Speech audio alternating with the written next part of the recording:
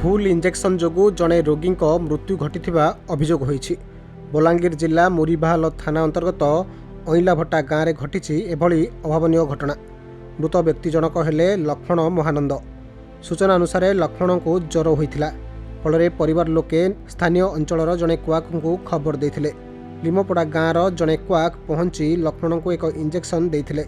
Injection नेबा परे लक्ष्मण अवस्था गुरुतर हो पड़ू परिवार लोके कंटाबांजी हस्पिटाल रे भर्ती करथिले।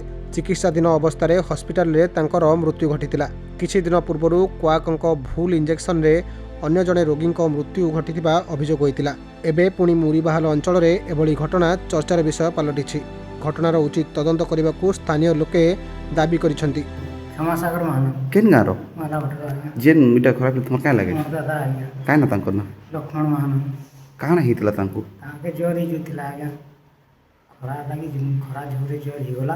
परिवार लोग कहा के डाकितिले जरा लागे जगरा के हम पाख गुटे अछन लिमपड़ा रो श्याम साहू बोली बोली ताके डाकितिले एंता जोर मोर के सेमन भी टिकी रची देखा चाह करसन ये संपत दिले आगे भल नहीं हला।